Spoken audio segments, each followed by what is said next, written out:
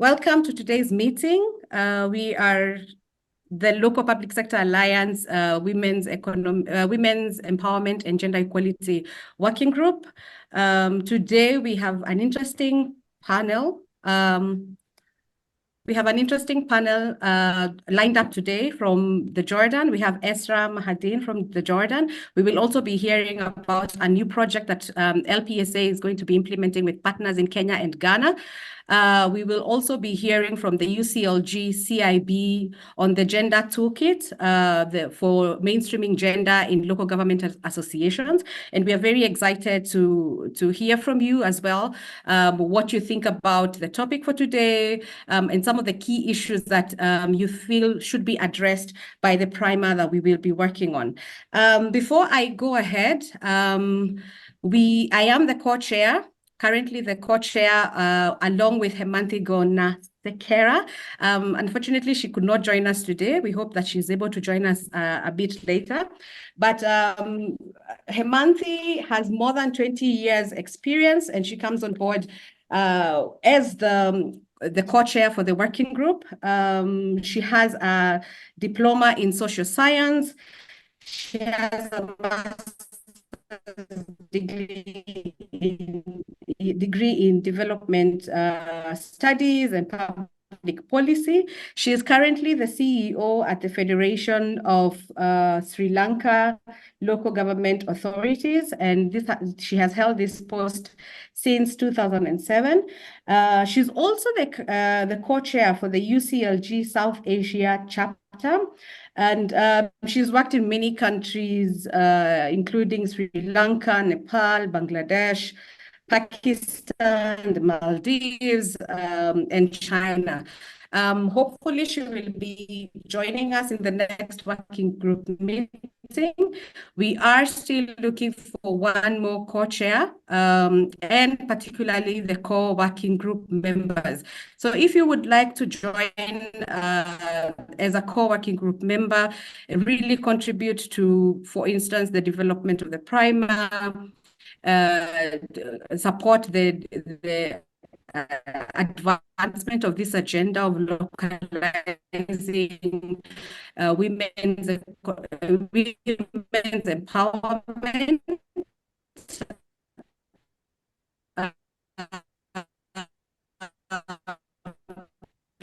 Please get in touch with us in the chat box. We would love to cooperate. For the next, taking us in local toolkit that has been developed, perspectives on localized localized gender responsive services, subnational services, from Esra Mahadin and also from Jamie, our director. And following that, we will also have a discussion together on some of the key issues that come out from the presentations, but also from our experiences and interacting with this concept of gender responsive subnational services. So I would like to stop sharing my screen and invite Jamie, Finn and Hadil to take us through the gender toolkit. Welcome, Finn.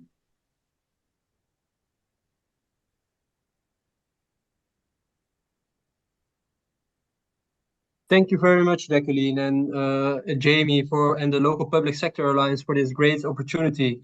Indeed, my name is Finn Spulman and I work for VNG International. And at VNG International, we host and chair the CIB working group, which is a permanent working group of United Cities and Local Governments.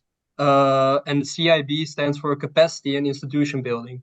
And today we would like to spotlight one of our latest achievements, the CIB toolkit to mainstream gender equality for local government associations.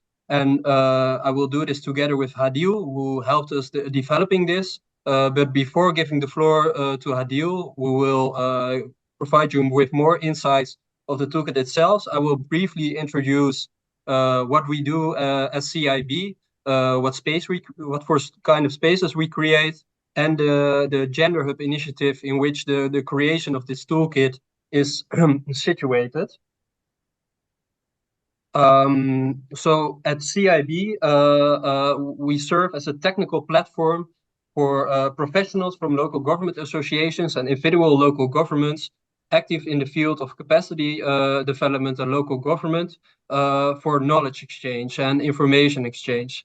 And the ultimate objective of our working group is to advance the effectiveness of and quality of international policies and programs of the local and regional governments and their associations through enabling cooperations among our members and within UCLG.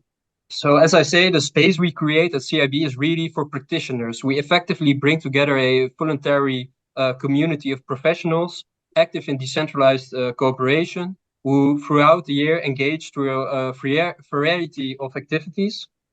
For instance, once a year we meet during our annual meeting. The annual meeting is the perfect place. It's a 2 or 3 day event in which CIB members exchange on their current cooperation projects and the challenges they are facing at local government level or at city level. And this year's edition will be taking place in the last week of May in Barcelona. And next to our physical meeting, we facilitate structural online knowledge exchange throughout the year. We do this by organizing webinars, coordination calls, and other knowledge exchange activities. And we publish, with the help of our committed membership, studies or policy papers, toolkits, and other resources. And as a working group, we focus on decentralized cooperation in particular, but also on thematic areas such as gender. And a great example hereof is the CIB Gender Equality and Inclusive Governance Knowledge Hub I want to tell you more about today. And as I said, this also serves for the framework of the creation of the toolkit, which Hadil will present later. So advancing equality has always been a key priority for the CIB working group and its members. And together with our members, we have tried to take the next step to consolidate the work we have already done by local governments and their associations through the creation of the CIB Gender Equality and Inclusive Knowledge Hub. We, as the CIB Secretariat, were commissioned by our members in 2022 during our annual meeting in Sint-Niklaas, Flanders, to lead the development of a knowledge sharing and learning hub focused on gender equality and inclusive governance. This to, in particular, support knowledge sharing, learning, and advocacy within the municipal movement gathered in the World Organization of UCLG. And convinced of the strong added value of the CIB Gender Knowledge Hub, the group of partners, which we refer to as the reference group of the Gender Hub, decided to officially launch the Gender Hub in 2022 during the UCLG World Congress in Daejeon, South Korea. A year later, last summer actually, we finally launched the Gender Hub website, which currently hosts over 200 resources. After the meeting, I would like to kindly invite you all to take a look at the Gender Hub website and the resources available in the repository at this moment. I will make sure to share the link in the chat, and the link is now also visible on the screen. And the CIB Gender Knowledge Hub is really in its current form, a global collaborative platform for CIB members and platforms and partners, which should help strengthen the feminist municipal movement. And the idea is that the CIB Secretariat, us, and its partners co-lead and co-facilitate its advancement. That the hub becomes a space where local government elected officials and staff and their associations can advance their efforts in cooperation to achieve gender equality. And at this moment, the hub consists of two main components. It's a space for dialogue, connection, and collaborations for local government practitioners and activists within the municipal movement, through which we facilitate webinars and online events, as well as an interactive online library that functions as a dynamic and curated repository of resources, which is regularly updated and also organized by category. So people visiting the website know exactly where to look when they are in need of a particular resource. And in this dimension is also specifically where the toolkit comes in, which Hadil has developed in cooperation with Sebastian Hamel.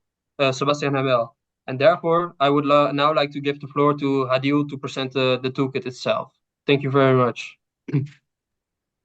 Thank you, Finn, and thank you everyone for being with us today.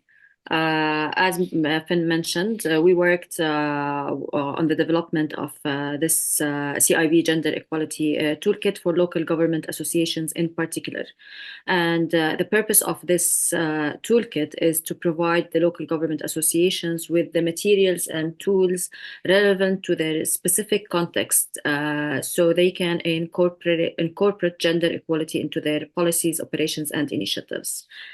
The development of the toolkit, Finn, if we can go please to the second slide. The development of the toolkit. When we were tasked by USCLG CIB working group to develop this toolkit, we made sure to consult with different local government associations from around the world. And I can see some names participating and attending with us today. The consultations was mainly focusing on getting to know what are the main challenges the LGAs face in regard of gender equality and what kind of tools they would like to see in this toolkit. Throughout the consultations, we heard from the people we consulted with how gender equality definition varies depending on the context, and particularly how it's like different in global north versus global south. And this is where it's important to take that into consideration in the tools that are provided within this toolkit. It's also important what we have heard, the definition of gender equality wasn't always clear by all the local government associations, and they needed to build a united definition or have more knowledge about what's the definition of the gender equality. It's also important for the local government associations in order for them to adopt this toolkit and to start working on gender mainstreaming, they needed to create the why. They needed to understand why it's important for them to mainstream gender within their work policies, regulations, and their initiatives. So in order for them to have the why and the triggering the working on gender mainstreaming within their local government associations, it's also important for the local government associations to create conversation, internal conversation among themselves about gender mainstreaming. In regard of what type of tools or kind of tools they would like to see, and how it's like they can incorporate gender equality within their work. We also heard how important is to empower women within the local government associations. It's not about the number only. Yes, it's important to have a representation of women within the local government associations board. Yet it's also important to empower and make sure to build the capacity of those women who are sitting in the boards of the local government associations. What we also heard the importance of creating networking and such kind of webinars, meeting and conversation between different local government associations from around the world, neighboring countries or like regional or on the international level, because this is where the local government associations can learn from each other. They can hear what worked and how some people incorporate gender equality within their context, learn from each other's experiences. It's also important for the local government association in order for them to incorporate the gender mainstreaming within their work. At the very first step is for them to assess their current situation, to have a tool like a diagnostic tool for the local government association to assess where they stand as an association in regard of gender mainstreaming.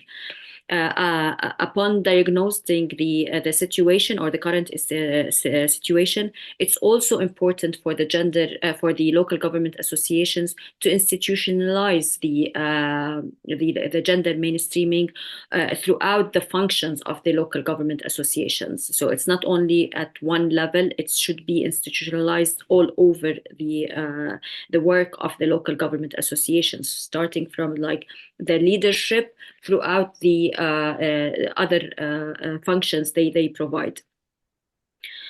It's also important what we heard from the different people we interviewed or we talked to was the importance of updating the local government, the toolkit, to keep it up to date, to keep it as a living document. So whoever has a new toolkit that may serve the purpose, to share it and to update the toolkit to make sure that it's always can be user friendly and people can benefit from it.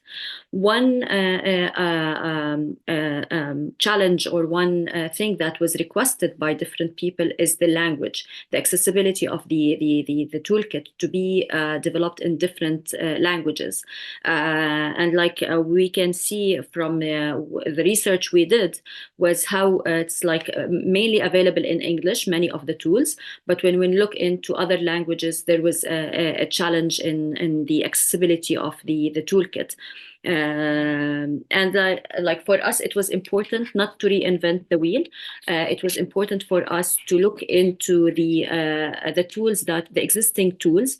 So we did a research, a comprehensive research on the existing tools identified by CIB, some other like international organizations that worked on gender mainstreaming. And the outcome or the deliverable of this research, we developed a toolkit that is a web compendium of different resources, which we will have the time, hopefully, to go quickly through the toolkit at the end of this presentation. Today, why we are here today is to introduce this toolkit for you, so we can work together to enrich the content of this toolkit, to disseminate it within our local context, to help the local government associations to start using it. So we would appreciate your support in this as well. So if we can go to the next slide. Thank you, Finn. The why we targeted the local government associations, why UCLG asked us and like was focusing on the local government associations for various reasons. And like, as you can see from the slides, the local government associations have the responsibility on their within their countries on the national level to advocate for gender responsive policies and legislations, to promote equality and to promote the well-being of women and all marginalized groups within the municipal sector. Also, the local government associations within their mandate at the local level, they have the responsibility to support the members to adopt initiatives that are addressing specific needs of women and addressing gender equality as well.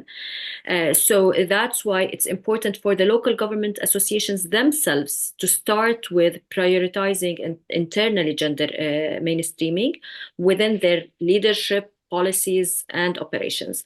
We have like a saying, maybe it's used in different countries and said different ways. We need to tidy up our house before going outside and start working with other people. So it's important for the local government associations to, as mentioned, to prioritize internally. They need to practice what they're advocating for, so that's how they will be more credible in supporting their members in enhancing gender equality and be more effectively advocating for gender mainstreaming at the national and the local level. CIB's purpose or aim in developing this tool is to assist the local government associations to be more gender sensitized and to have them more able to promote gender equality within their context. So that's the focus was on the local government associations. This is where we started then developing the toolkit after this comprehensive research, and like we have end up with this toolkit in 5 sections. Those sections, you will see that at the beginning of each section there's like a general guidance about what to expect within this section. what is this section all about? And then we have listed a number of tools that are accessible through a hyperlink where people can click on it and it takes them to the tool itself. And we will have hopefully briefly can go through it. So we have 5 sections. If we can go through the second slide, please. The first section is about the getting started, laying the foundation for gender mainstreaming within your association. As mentioned, one of the challenges and the most important thing for the associations to start with is the definition and what does it mean gender mainstreaming within their local context. They need to identify and define the gender mainstreaming within their local context, because what works in Sweden might not work in Nairobi, for example, in Kenya or in Jordan. So they need to have their own definition of the gender mainstreaming, and we have listed a number of tools that can help them to create that definition. It's also important for the local government associations to understand and to know that gender mainstreaming is a global issue, and there are a number of international organizations that also require from us to mainstream gender within our work. So we have listed a number of tools that are addressing the gender mainstreaming, and this is where it can create the awareness among the local government associations, and that they are when they address gender mainstreaming within their work, they are committed to global organizations' commitment as well towards gender equality. The second section focuses on measuring the gaps and defining the way forward. So to start with, as we said, diagnosing our current situation, trying to know where we stand in terms of gender mainstreaming as a local government association, which will help them then to crafting some strategies and develop some action plans to bridge any gaps where they don't have or they have shortcoming in mainstreaming gender at one specific maybe level of their work, whether it's leadership or policies or regulations. And then the third section of the toolkit focuses on the governance and leadership. This is where the local government associations, they need to start exploring how to integrate gender equality within their governance and leadership structures. And we have provided a number of tools that can be used as guiding tools for them to draft and create more gender sensitive and gender responsive leadership within their work. It also provides some capacity building tools for the local government associations to build their capacities, their leadership capacities, their staff capacities, and knowledge in regard of gender mainstreaming and gender responsive practices for themselves. The fourth section, yes, please. Yes, 5 minutes. Yeah. Oh, okay, 5 minutes left. Oh, okay. And then the fourth section, it's about the internal operations. It focuses on the mechanisms the local government associations, they need to incorporate the gender mainstreaming, whether it's within their HR policies and practices, the workplace environment, the procurement policies as well. And the last section is focuses on the services they provide to their members. As mentioned, it's important for them to support their members with some tools that can help the local government within their countries to be more gender responsive. So we have listed a number of tools that are that can help the municipalities to mainstream gender within their work. And lastly, we will have a look into the toolkit. And before we go into the toolkit, I would like you to keep, please, because we'd like to hear from you about your general thoughts when you look into this toolkit. We would like to see how can we develop and enhance and enrich this toolkit, and definitely if you have any tools that can help us in building and developing this toolkit more. So if we can go now into the toolkit, we can visit the website. It's okay. So this is like an introduction. When you click into the link, you can see the introduction. Who's this toolkit for? What can you expect when you go through this toolkit? And then we have this, like, you can, if you want to work yourself on integrating gender equality within your work, you can see all these sections, and you can click on either one of these sections, and it takes you directly into it. Or if you like to surf throughout the whole toolkit, you can just go scroll down, and then you will find all the tools and like a small or a short, and brief description about the toolkit. You will see also how it's like the accessibility, what languages this toolkit is available in. And yes, I think this is briefly the toolkit. We would encourage you and we'd love you to have a look into it yourself after maybe this webinar, so you can share with us your thoughts. If you have any additional tools that can be added. As mentioned, it's a living document. We'd like to keeping it updated and integrate or add more tools to make sure it's helpful for different people. If you have in whatever languages, that will be great to have it. And thank you so much. Any questions? Very nice. Thank you so much, Hadil and Finn, for that wonderful presentation. One thing that really stood out for me, and based especially on the discussions we're having here in Kenya, is the idea of institutionalizing gender equality and women's empowerment, and not just, having this be, this topic being a topic for projects and initiatives by non-state actors, but really mainstreaming these concepts within local governments and within subnational governments. So thank you so much for sharing this. I'm going to give the opportunity to one question. I already see Esra has asked, is this available in Arabic? Maybe you can talk about that. Is it available in different languages? And what are these languages? Yes, Finn, please. Yes.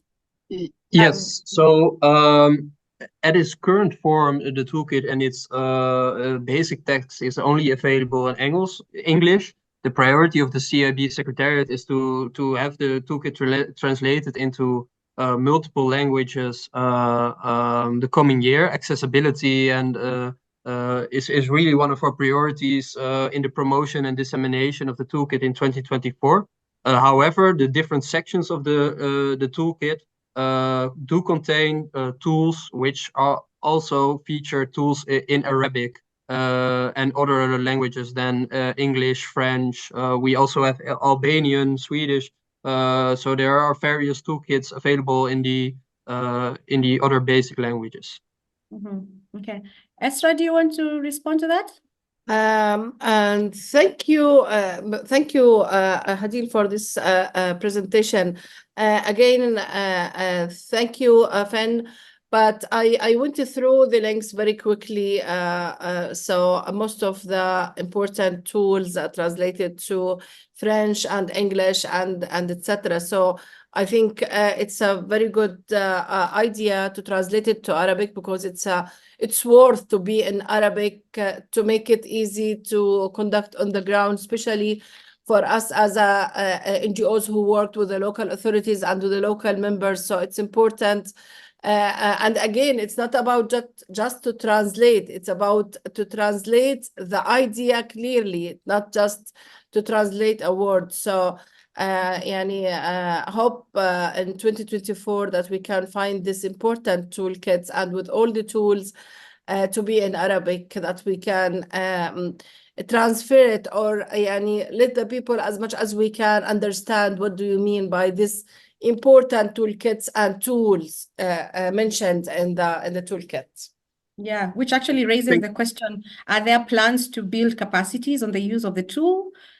Yes, exactly. Thank you very much, Esra and Jacqueline. And Esra, we strongly agree with your point, a very valid point. So indeed, one of the priorities in terms of accessibility is also reaching out to these multilateral organizations which have created these tools, and to see if we can find opportunities for collaboration to translate these tools into different languages, including Arabic.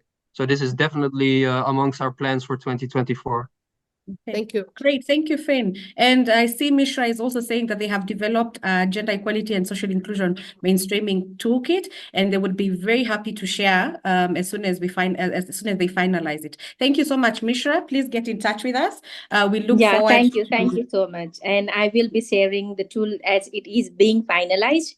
And I am Pratigya Neopane Mishra, Program Coordinator from National Association of Rural Municipalities in Nepal. And we are an association of 460 rural municipalities in Nepal.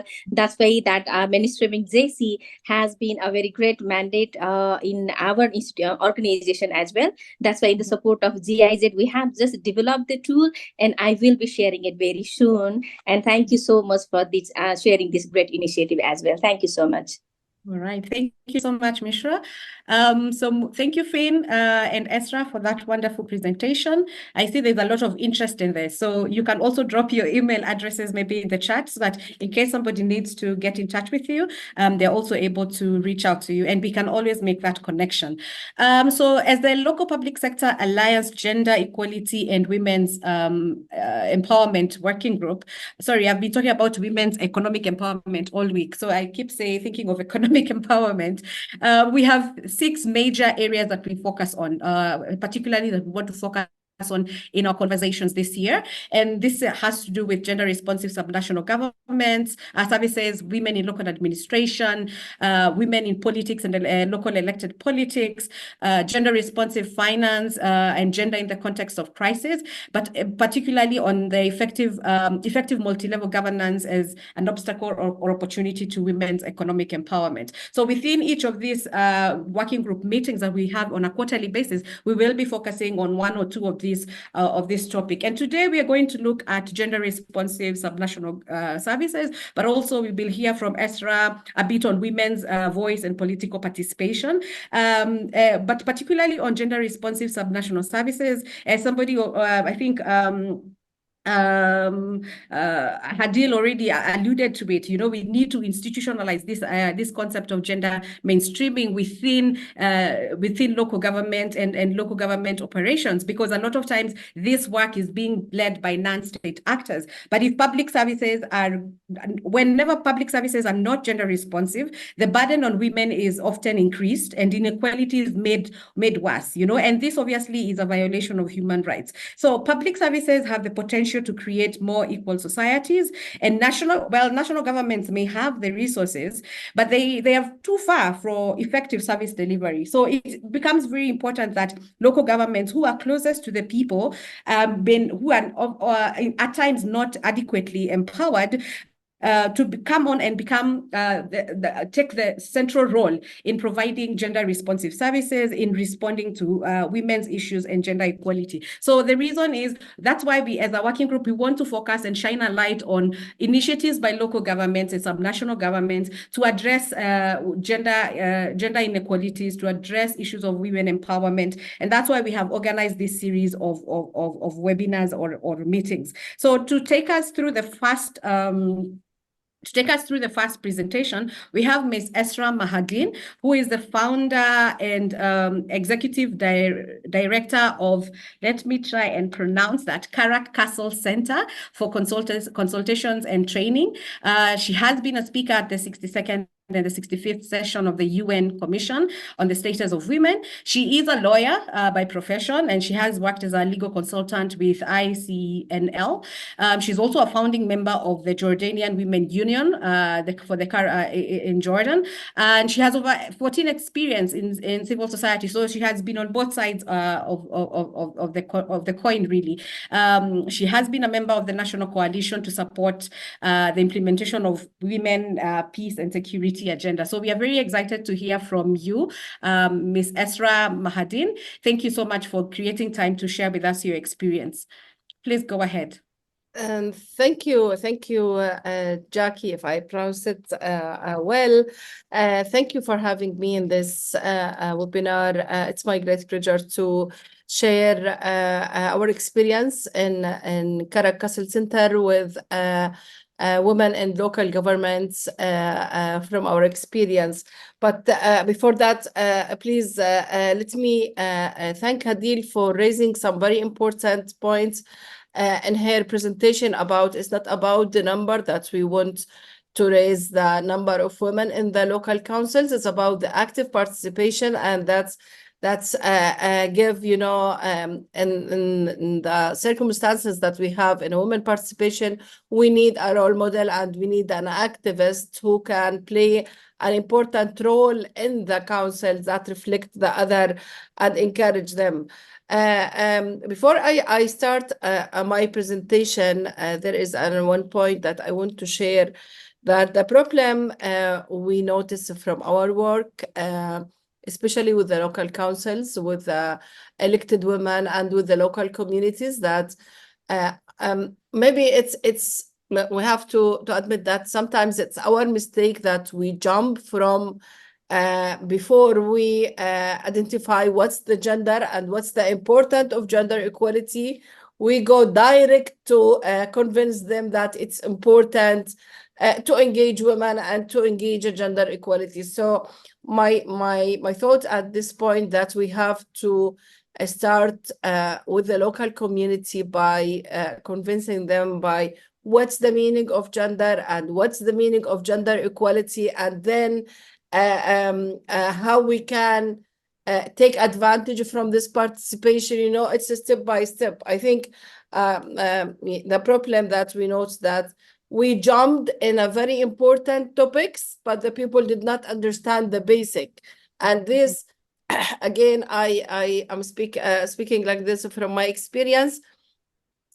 Last 2 weeks, I had the chance to train the local governors and the governors from Ministry of Interiors in Jordan. The topic was gender-based violence. And, you know, we discovered that they haven't any idea about what's the gender and what's the violence, and then how we can put them together, how we can work on gender-based violence. So my point is we have to start from the basic to convince the people why it's important. And after that, we go directly with the gender equality and the benefit from that. I'll share my screen. Did you see it now? Yes. Yes. So in my presentation, I depend on a very important research that we as a Karak Castle Center for Consultations and Training made it recently with the elected women in the local councils in all the governorates in Jordan. The idea of that research about the obstacles that face the elected women. From another side, we are working, and Adil knows that we are working on the electoral violence against women and reflecting of this electoral violence on the women participation. But we also discovered that it's important after the women won, they still face some discrimination or some violence in the local councils that reflecting their active participation. I started my presentation with. So the problem is that it's not just when the women reach the councils or reach the seats, it's after that. We have to work with them to empower them and to empower not just them, the local community and the other male members. And I will go through the presentations. Again, it's important to mention that the women in Arab region and in Jordan particularly face different challenges, especially with regard to political and economic social conditions. It's well known that the Middle East and North Africa is currently facing as women a weak link facing these conditions. I will go through them very quickly to open the the door to more discussions. The first challenges is a result from the traditional and culture norms and related to the applied legislations. You know, the problem in many countries, and I'm talking now about Jordan, we have a good legislations, but the problem with the implementation of this legislation. So in this space, I'm talking about a two-part as an NGO and an activist and as a lawyer. It's not about the legislation. It's again, it's about the implementation of this. And you know, there is an obstacles also that the government get confused by implement their local legislation, and how should they match the treaties and the conventions, the international treaties and conventions. So sometimes you found like a gap between the local legislations and the international treaties. Again, the social context, culture and traditional gender-based violence against women, both and politically and socially within the family or the society. And you know, the economic challenges, that it is one of the main challenges that face a woman, because the independence of those women sometimes play an important role by their active participation, even if they want to run the election or after they run the election. If they didn't have their economic independence, they will still follow maybe her husband, her father, her brother in some decision inside the councils. For the economic participation in Jordan, unfortunately, we have the percentage of 14.9%. So this is a very low percentage of women economic participation. Even though we have a very high percentage of educated women in the university, but the problem is after they finish their studies, even in the university or a college or whatever, the problem with the job creation and with the job opportunities. So this is take us about developing tools and expansive group targeted by political and feminist leadership to bring out faster and greater, more effective change. I will go through now some of the percentage in the report that I just mentioned. In the Jordan rank on the gender gap, you will see that in 2022, we reach 136 in the political empowerment. And this is considered as a very low percentage, even though there is a huge effort from the government and from the officials to increase the number of women who participated in the political life, but still we need to do more to reach a better rank in gender gap, especially in the political empowerment. Again, a women participation and prevention council, I prefer to bring some numbers to be more accurate. And Governorate Council, it was 14%, and now it's become according to the new law, it's a 25. But the women in general, the percentage is very, very low. You will see the percentage of female and actual registered as a voters. We have the Governorate Councils 14, you know, those are the candidates who are run the election. But in the, we have 67 of women who run the election for the prevention councils. The number of winner is not that not that high. I'll show now. In Amman Municipal, we have just seven. We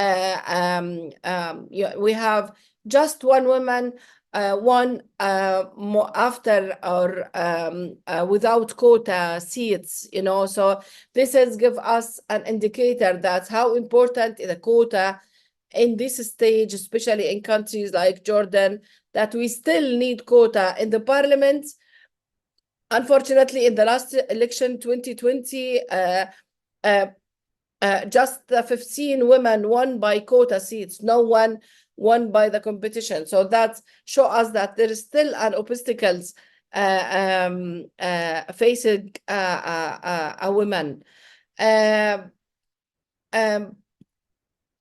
want to share some questions that give us an indicator that's what's happened on the ground. When participants were personally asked about their assessment of local society and acceptance of them as a member of the council, their answers varied as follows.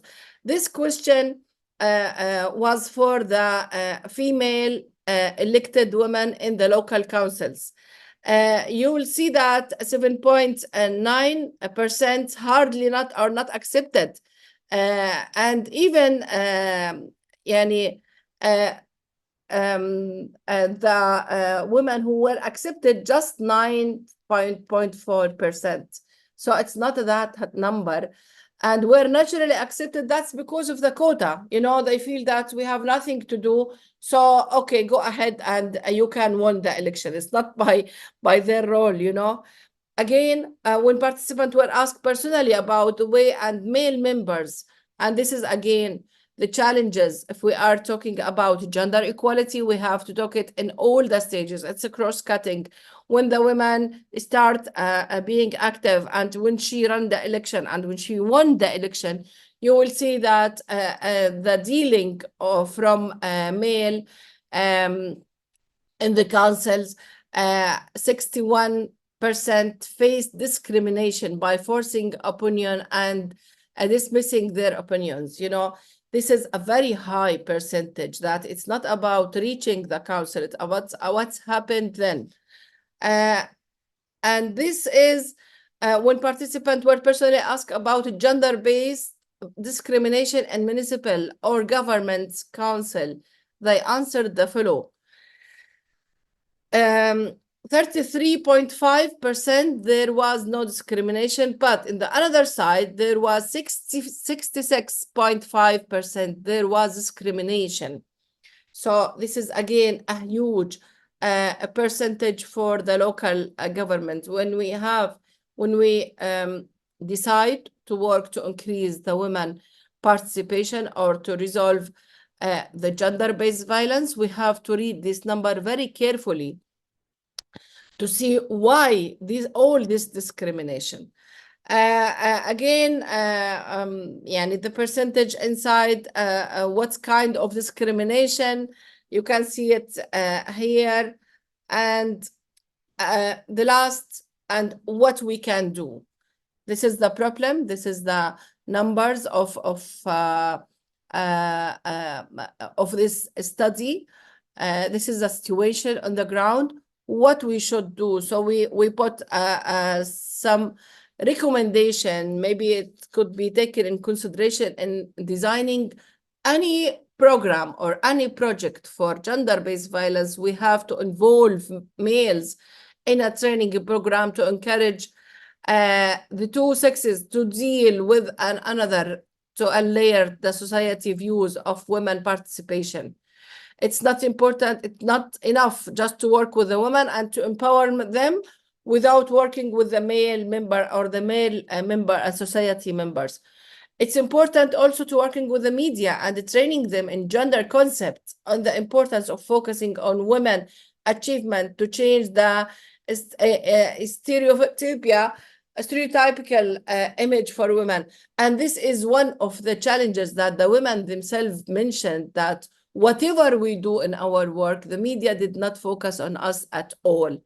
But if a male member do anything simple, you will see all the media go to focus on that and to show the people that he is a very good guy and he's an active and etc. Intensifying the role of NGOs and civil society to change society views of women thought through holding informative course.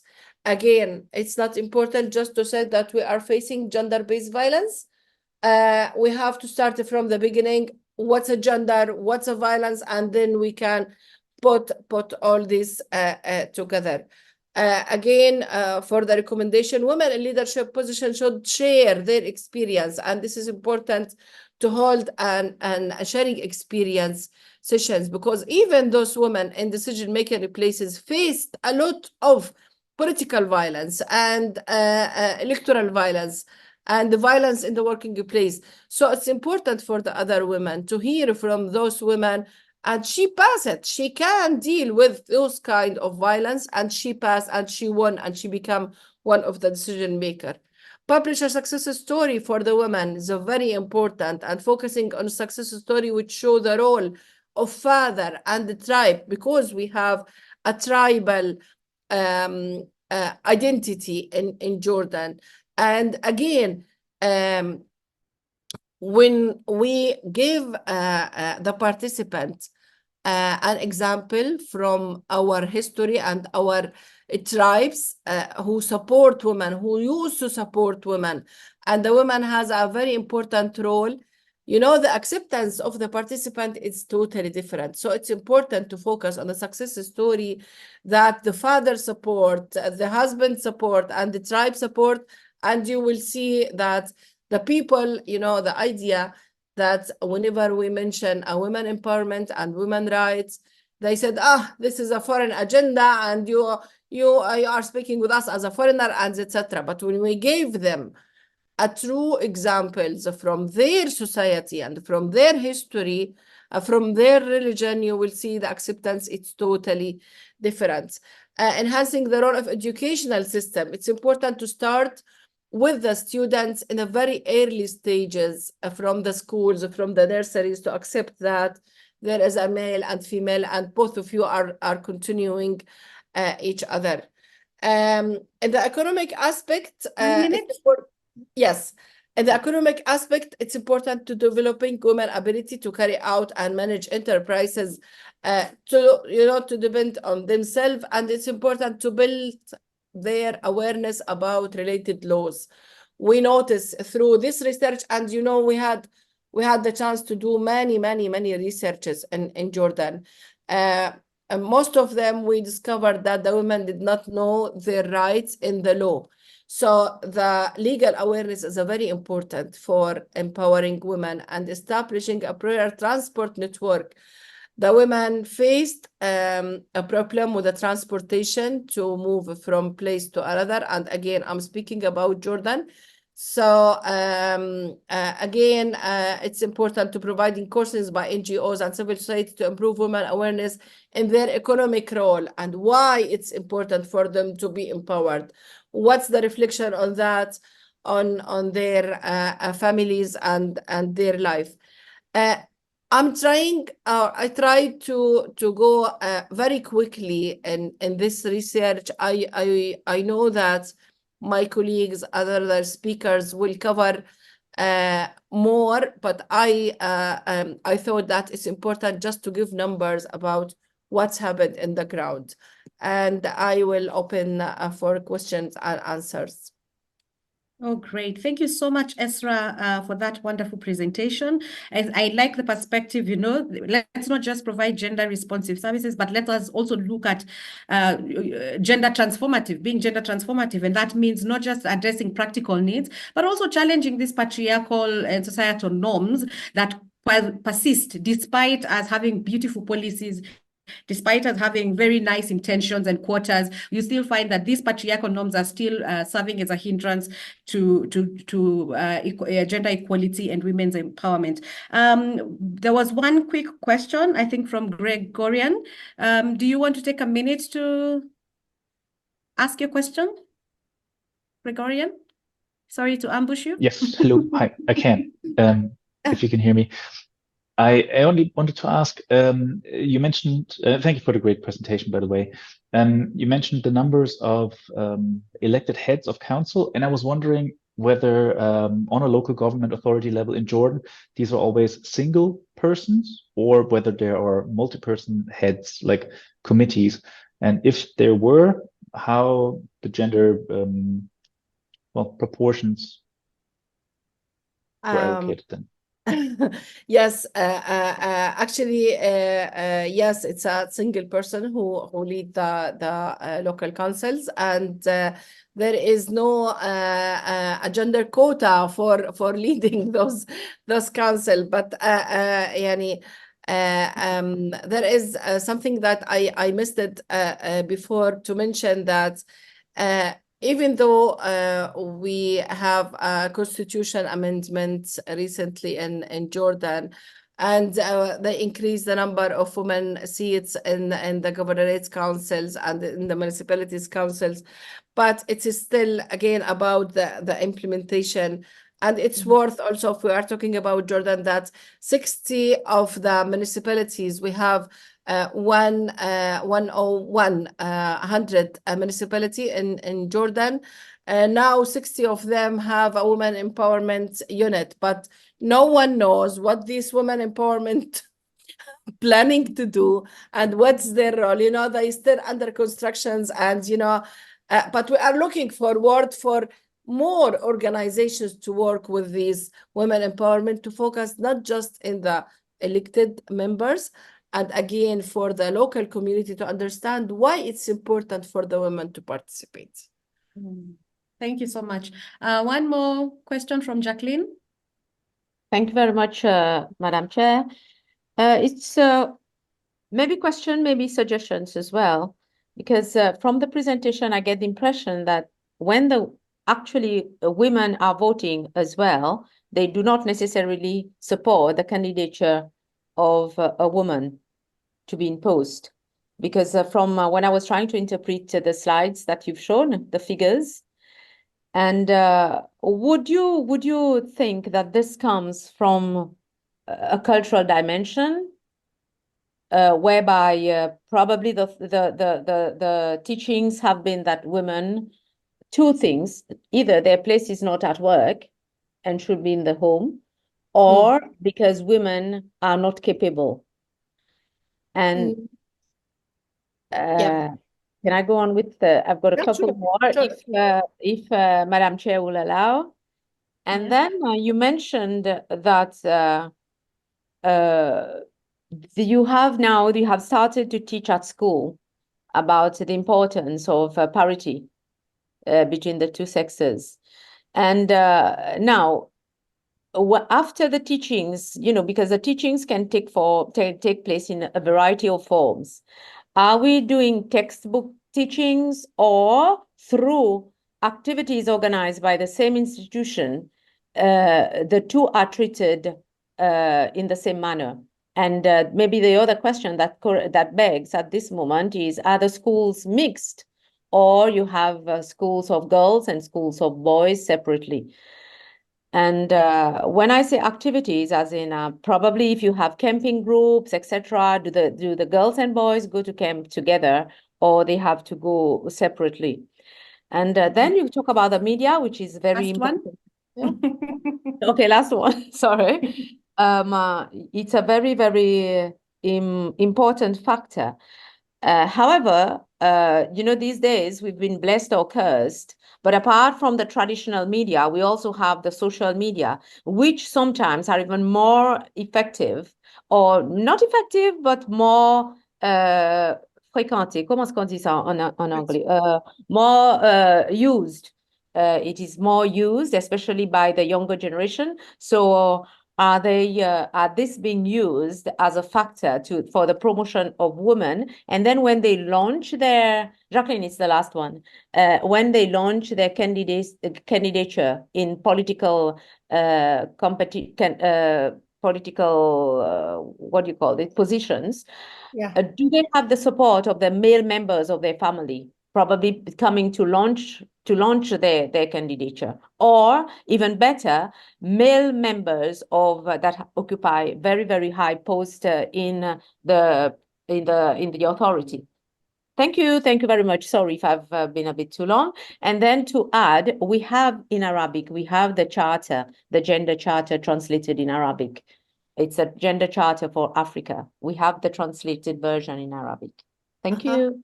Thank you. Thank you. Maybe I will answer very quickly to save time. Yes, you know, the social norms sometimes give an idea that the women should be at home, and this is the normal place, and you know, and from the social norms, they think that they are not capable to do it because they designed to be just a housewife or a mother, and etc. That's why the role model, I mentioned that it's very important that to see the woman who can do both and one side. The teaching that it's one of our recommendation that the Ministry of Education take this in their consideration to try to change the mentality to acceptance. Unfortunately, in Jordan, the government schools is separately after the 5th grade. You know, after the 5th, you will see the schools for girls and schools for boys, and when they go to the university, they can merge again. And if you are talking about merged schools, you are talking about the private sector, which is very expensive, and not all the families can put their children theirs. For the social media, of course, we know that it's more usable for the people and everywhere. But again, at some point, the society that we want to work with them, they still depend on the TV and on the radio, and they saw the programs. So you know, the novels and the series and etc. So it's important to deal with them on the media, or to focus on the gender equality in media, trying to change the mentality of the local society. Again, the support of the father, of course, in a tribal society like Jordan, the main depending in the family, because we still did not have a active political parties. So her depend on her family and her father. And you will see, if you had the time, maybe you can go to our website. It's caracastle.org. I will write it in the chat now. There is 2 important reports about the electoral violence against women. I'll see that if there is no support from the family and the tribe, it's difficult to reach a seat in the local council or in the parliament. They have some slides. Yes, the last thing that, according to this, you will see that the small tribes depend on quota, so they choose a women candidate just to have the seat in the council because of the quota, not because she's good enough, you know. So yeah, it's a complicated, and you know, it's a very long discussion, but I will write now in the chat our website. So please, if anyone of you have a time, you can go and to see our publications about the electoral violence and the online violence, again, about the social media, because we focus on digital safety for women and the reflection of their participation in the normal life or in the political life. Sorry, Madam Chair. Thank you so much. No worries. I think you're really sparking a very interesting conversation and questions on, do these initiatives work? Do these initiatives that we are trying to do and programs, do they actually lead to gender equality, and do they actually lead to women's empowerment? Thank you so much for raising those pertinent questions. And I think we will actually have a full session now talking about women in politics, and particularly on the gender-based violence that they experience during elections. Thank you very much, Madam Esra, for creating time to share with us your experience. We hope you can join us again in future. Thank you. Moving on, we are moving now to West Africa, where we have Honorable Gladys Otai Ado Osei, giving us perspectives from Ghana on gender responsive subnational services. Honorable Gladys is an immediate past National Women's Caucus representative of NALAG in Ghana, and she has served as the assembly member for the Ogbojo electoral area for 8 years, and she was the president of Refela Ghana. She holds a master's degree in organizational leadership and governance and a bachelor's degree in business administration. She has quite a lot of experience in local governance, and so we are looking forward to hearing her share about subnational services, particularly looking at WASH. Welcome very much, Gladys. The floor is yours. Good afternoon, good morning to Hi. everybody on this platform. I bring you greetings from Ghana. Today, my mandate is to talk about how we can be looking at the WASH, as in water,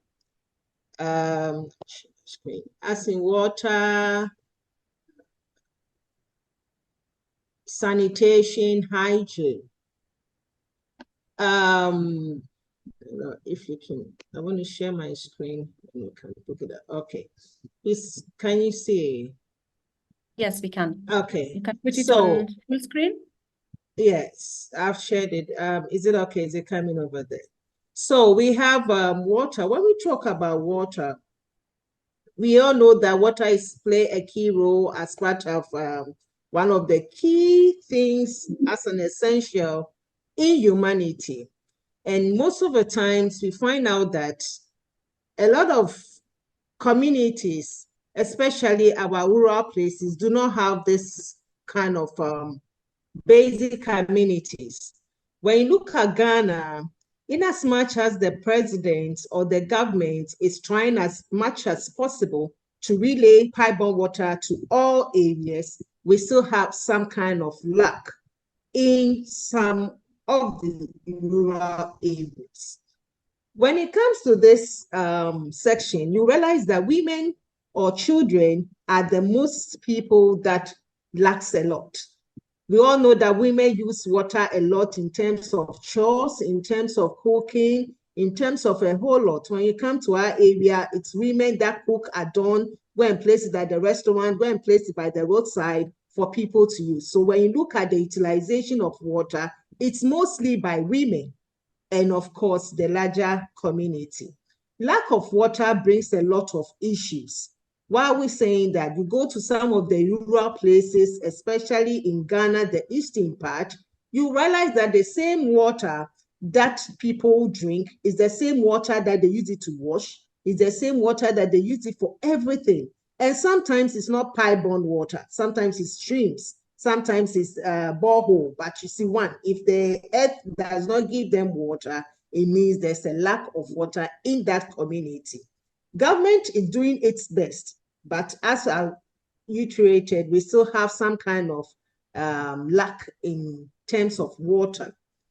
Long-term and short-term interventions, we are looking out for CSOs coming in, especially this organization that is looking out on empowering women in all aspects. We're also looking at how NGOs or philanthropies can come in. What they're asking for or the community people are demanding are not a lot.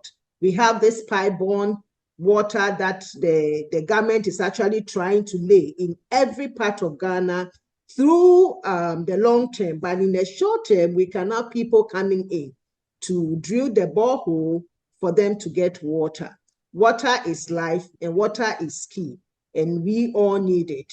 And as an intervention, we are looking at how people can also come in and support. When these waters are not quite adequate in communities, it gives a whole lot of problems. I can picture one community where the assemblywoman or the councillor called me and is stating that, you know what, we have the same water that we use for everything. Cattle's coming, people washing, people come nearby and do a whole lot. If you can get people who can come and do borehole, will be appreciated. So we are looking at long-term and short-term intervention as far as water is concerned, whilst we look out for government intervention in that. We look at sanitation, the effects of good sanitation. When we talk about sanitation, we are looking at how properly we can actually maintain and control our sanitational hazards. Over here in Ghana, you find a lot of the communities, some are okay, but some are also not. And we all know the effects of good sanitation. It brings about good health. It brings about good environment. People are healthy, productivity are boosted because people don't get sick. And of course, we all live in a happy environment as far as good sanitation is concerned. When you talk about poor sanitation, yes, of course, you can also agree with me the hazards that it comes with. People fall sick, women fall sick especially, children fall sick. There are a lot of airborne diseases over here in Ghana when the community is actually affected by poor sanitation. We have breeding of mosquitoes that causes malaria. We have typhoid, we have cholera, we have a whole lot of communal diseases that come with. And there again, the ripple effect, it slows down productivity because people are not in good health to go and work. And there again, women and children mostly find themselves in this situation. Sensitization. Somebody will ask, how can we curb these things? It's through sensitization, letting people know the hazards that poor sanitation come with. So we do sensitization in our communities. We do it over the schools, in churches, in mosques, at the marketplaces. These are where we can get a lot of people and also educate them as to the hazards and effects of good sanitation.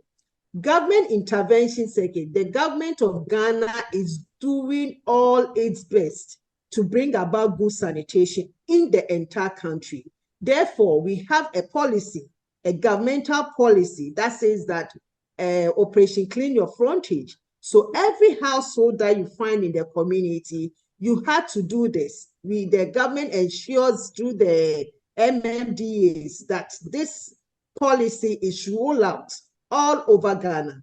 There again, there was a day set up for sanitation only, that everybody had to lock up their shelves. You don't go anywhere, you don't work, but that period of time is slated for sanitation cleanups and ensuring that the communities, the nation actually fall in good sanitation. What can we do as a nation? What we are looking out for is that we should have more of recycling plants, recycling companies that will come in, because we have a lot of people with plastics, rubbers, wherever, all over. We should have bins. So these are some of the measures that as leaders, community leaders, we go to the schools, we actually educate them through sensitization, how best they can actually segregate their waste, because waste as we see is not waste as we see, it is money. If we know how to segregate it, segregation of plastics, segregation of the actual waste to the cycling plants, it can actually degenerate into other things that the country or the community people can benefit from. We come to hygiene. Poor hygiene, 3 minutes. of course, poor hygiene do not bring a lot of things that we all good things. Some are low self-esteem in women, some are low self-esteem in girls. You realize that girls go to school. Recently, we have taxes on parts, and a lot of the legislatures are actually pushing out that the government should actually take, which the government is doing. We have health issues. Again, interventions, we have government coming in, we have CSOs, and we're also looking out for CSOs who will come in to actually ensure that there will be sensitization across board. You look at education, lack of education, we all know, and in this my presentation, I will actually limit myself to women. Women, when they lack education, of course, as we talk about women empowerment, they can climb high because illiteracy rate is higher. And when you look at our communities, barriers to the official language, be English, becomes an issue. So it becomes a barrier that people cannot actually climb high. But when they are educated, it boosts their morale. Then we are talking about women empowerment. We have a lot of women coming into leadership. Recently, we had our elections, and a lot of women out of education, out of so many things, became a barrier, and they couldn't actually run for elections. We are looking at interventions from government. When you come to Ghana here, there's a government policy of free SHS. So when your kid is going to college, it is free of charge, and the government is actually taking care of this. But yet, of course, we have still more room that people can also come in to support our women through adult education, through other education that we want to see them in. And this actually will boost the higher percentage that we are looking for in leadership. I brought up this picture because, of course, when our community is clean, when we have clean water, when we have clean sanitation, when we have clean environment, this is how it looks. We have the greens, the children are happy, people are happy, and of course, we have a green community and a nice community to live in, to do our work. And of course, we all know the ripple effect. It boosts up everything positively in our nation and in our community. And I brought this woman here, and I'm talking about women empowerment. When the woman is empowered, a nation and the world is empowered. Women are the core people that nurtures the home and nurtures gender. When we are talking about female, when we are talking about the girl child, the boy child, everything starts from the home. And we bear with me that it is the woman who starts this nurturing right from birth. So the power lies in the woman to rise up, to take up the cast, to take up the task as a woman and nurture the home and project the children to school to continue with education, as we all have a very good community to live in.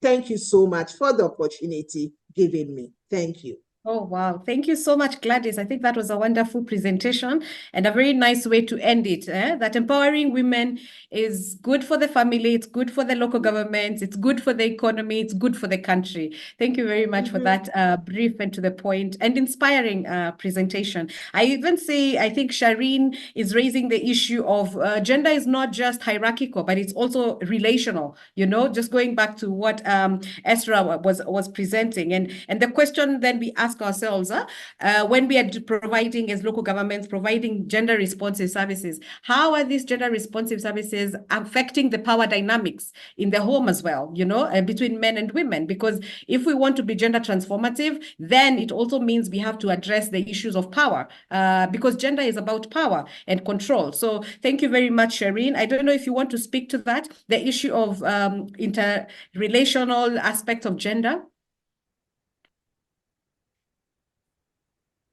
No, I think you have me fully covered. I think you summarized it beautifully. Thank you so much.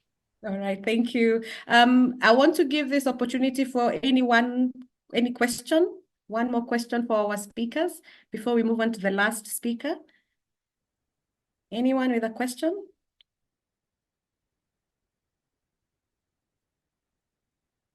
No questions means the presentations were excellent.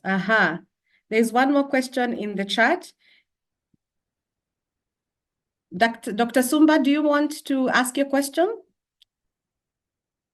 or comment? Thank you, Jackie, and thank you, Gladys, for your insightful presentation. I just wanted to mention that we are working, we meaning Women in Water and Sanitation Association, working with the University of Ghana together with the University of Nairobi and African Population and Health Research Center on transforming institutions to advance women leaders in STEM. So we are comparing Ghana, lessons learned from Ghana and Kenya. So I wanted to ask if you're aware of this research that is going on in your country, if you would like to participate, maybe. Thank you. Gladys, you're on mute. Yeah, thank you so much. Still on mute? Can you hear me now? Yes, okay, so yes. since thanks for the submission, and since this one is being rolled at the University of Ghana, I need to actually check the department that will do that, or better still, I can take your contact and follow up on that and see how best we can actually extend it to the local communities in the rural places who actually need intervention of as far as water is concerned. Thank you. Yeah. Thank you, Jackie. Yeah, I just forgot to mention that we have taken the water sector as a case studies. So the water sector in Ghana is involved. Thank you. All right. Thank you, Dr. Sumba, for that submission. And Hadil mentioned in the beginning that they want the local government associations to also lead by example. So as LPSA, we are also doing this by implementing a project in Kenya and Ghana on localizing women's economic empowerment and strengthening that intergovernmental system and coordination between the national government and the county governments or subnational governments. And I will invite our executive director, who has 6 minutes or so to share on what we are doing in Kenya and Ghana. Jamie? I hope everyone can hear me. All right. I'm afraid since I am currently in Nairobi with Jackie to do this, I'm actually going to turn my camera off because I'm afraid my internet connection may be unstable.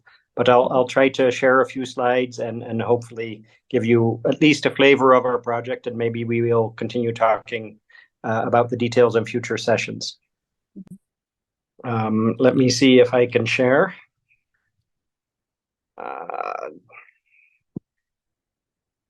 Here we go. And then I am going to ask the question, can you see my screen? Yes, we can see it. If you want to put it in full screen. Okay. There we go. Perfect. There we go. All right. So thank you very much. And I'll keep it brief because we've had already some fantastic presentations about different aspects of women's empowerment and the importance of gender responsive services. I want to give you a very brief overview what LPSA is doing. And in fact, this is work that Jacqueline is leading, Jackie Mathura, and she's putting me on the spot to present because she's been busy over the past several days already having conversations with many stakeholders, and some of us have joined us. Some of those stakeholders have joined us online. Very briefly, I think it is important to note that Kenya has a very progressive constitution, and maybe some of the other speakers would be jealous to know that that the constitution in Kenya actually pursues explicitly gender equity as one of its goals. But then at the same time establishes the responsibility for childcare services to the county government, to the local government level. And those are beautiful words, but then if we ask in reality, which counties or do counties provide childcare services, the short answer is many don't. And we are not really sure what the state of childcare provision at the county level is. And put that in the context of a country that has been in the news over the past few weeks for cases of femicide and large protests, understanding there is a public outcry with respect to gender rights and women's rights. And so, of course, a very important part of getting from a society where women are not empowered economically and otherwise to a society where women are empowered is to make sure that the distribution of paid and unpaid work between men and women is more equal. If we have patriarchal societal norms and perceived gender differences, we generally have inequality in pay between paid work, distribution of paid and unpaid work between men and women, resulting in inequitable economic situations and partially in gender violence. And an important ingredient in that is childcare, right? If there were access to affordable, safe, quality childcare, this would improve the equality in paid and unpaid work between men and women and would presumably have a positive impact on gender-based violence. The question is, in Kenya, being a devolved country, having passed a devolved constitution in 2010, why are county governments not providing childcare services universally? Why is so little being done, even though the constitution is so clear on this issue? And in many ways, our working hypothesis is that ineffective multi-level governance, ineffective intergovernmental relations are an important part of the reason why counties have not taken this up. And as LPSA, through localizing women's economic empowerment and childcare in Africa, we're going to try to address that over the next 2 years. I'll skip a few slides in the interest of time. The core objective of this activity will be to promote the adoption and implementation of intergovernmental policy solutions for women's economic empowerment. We see this as a structural or macro level constraint to make sure that all women have equal access to opportunities, resources, well-being, and agency. Now, a very important part of this, and I'm going to skip many of the slides in the interest of time, is to bring together different stakeholders around this, because it's very easy to blame the county governments and say, you're not doing your job, why not? Getting an answer to that and being constructive about that is an important, not just a county government dialogue, but a dialogue from all stakeholders. And this is, I think, very important for local governments who are advocating for women's empowerment to get out of the local government box, as it were, to bring on board all stakeholders. One of our partners in this endeavor is the Collaborative Action for Childcare, led by Utabiti Africa, who is pursuing this very question of childcare and women's empowerment, from a civil society or non-state actor lens. And there are a lot of civil society organizations very passionate about women's rights, very passionate about childcare, but this cannot be solved by them alone or by county governments alone. So we also need to have national government on board. We need to have intergovernmental experts on board, think tanks, development partners, all need to, rather than each acting alone. I think this issue of women's empowerment can be better addressed when working together. So rather than, for instance, a development partner bypassing county government and supporting CSOs in the delivery of childcare services, LPSA is taking the approach of what is broken in the intergovernmental system. And over the course of the next 2 years, with the variety of partners that you see on the screen, Jackie will lead together with another colleague who Asaya Imaya, who I think is in the audience today, will be having policy dialogues with national government, with county government, with women's advocacy groups, with childcare advocates, with think tanks, and with development partners to try to fix the intergovernmental obstacle so that county governments can be more responsive, which is their mandate and their interest. But because the intergovernmental context is weak, it is difficult for them to do so. Let me end there in the interest of time, and hopefully we will have a chance in later meetings to report good news and progress updates from this project. Thank you. Back to you, Jackie. Thank you very much, Jamie, for that precise and short presentation. I want to give this opportunity to anybody who might have a question. I see. Yes, thank you for these insightful presentations. Yes, that cut across diverse issues that hinder women's empowerment. Yes, and thank you very much for that feedback and for the presentations. One of the things that we would want to see actually come out of these conversations is a primer. And one of the questions I would actually want to pose to the working group is, what do you think, what are some of the critical issues that should be covered in a primer? What are some of the things or the gaps that you see within women's localizing women's empowerment or providing subnational gender responsive subnational services that you think these are critical questions that should be raised? These are issues or gaps in policy, practice, or implementation, or even knowledge. These are gaps in knowledge. There's a gap in practice, and we think this is a question that should be raised or answered by the primer. Any thoughts? What are some of the things that you feel need to be captured if we were to develop a primer as a working group? What are some of the questions that you might have and some of the knowledge gaps that you think should be addressed or raised in such a primer?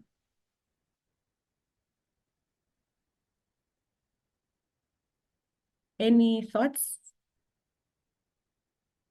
Before we close? Yeah.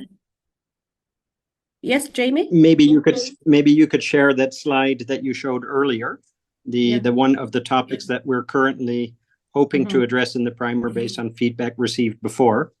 Yeah. And say, are these the right topics to be addressed, or are there other issues that should be brought on board as well? Yeah.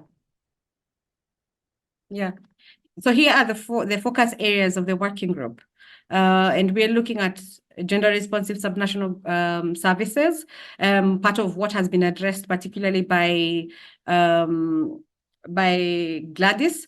We are also looking at women in local administration, and here we are looking at are the local governments actually leading by example, as Hadil raised, you know, are they employing women?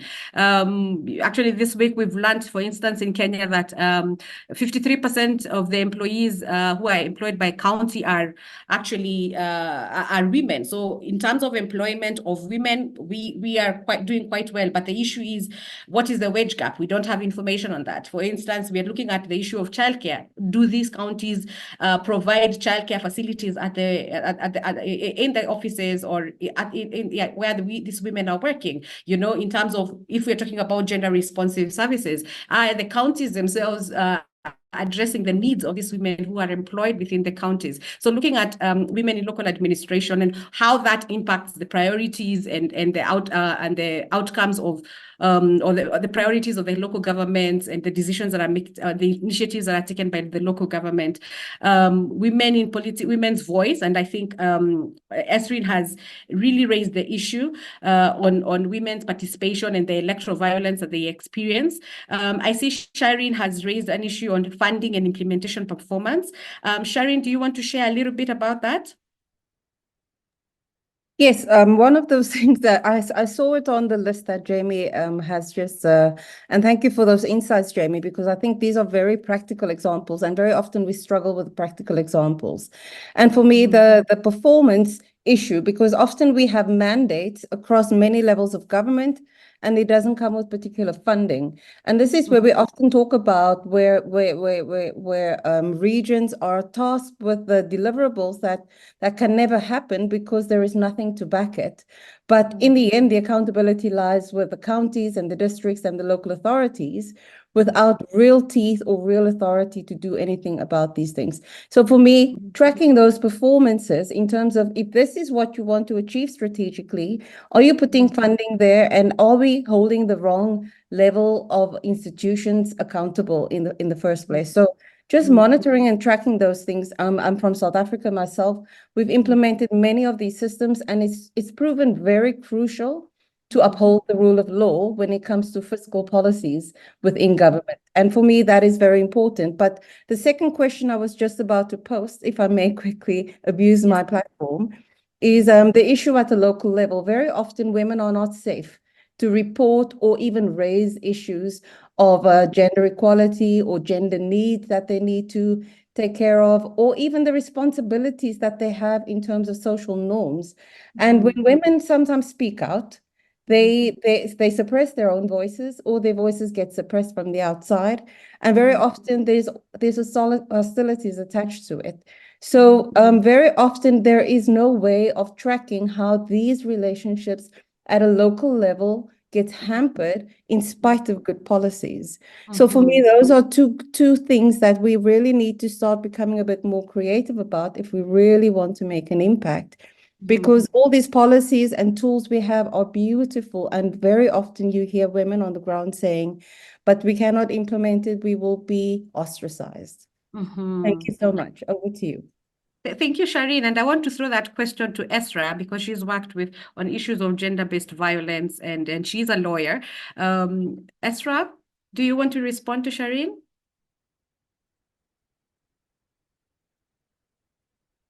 Are you there?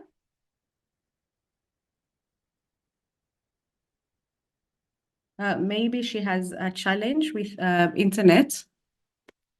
Yes, but one of the things that I really liked about what you said is this issue of funding. And if you think about, and this is a conversation we've had this week, if you think about the limited resources that counties have, then they will go for ribbon cutting projects, you know, something that gives them political mileage, and leave the soft initiatives or soft programs out of it, because they need to be empowered. And I like that you're raising the question of who are we holding accountable. And I think part of what we're trying to do in Kenya is also how do we work on that intergovernmental system, so that then the national government is also empowering the local governments to be able to respond to these needs and these issues that and these gender issues that we are trying to raise. You know, how do we empower the local governments, and how do we address this issue? And that's the other question. Are we creating even one of the I was asking actually Esra earlier on about legal services, and how do local governments, and what can local governments do to protect this space? What can local governments do to protect women and provide access to legal services? So thank you so much. We have run out of time. Thank you so much for your ideas. Thank you very much for attending this meeting. Esra, do you want to respond? I see you're back.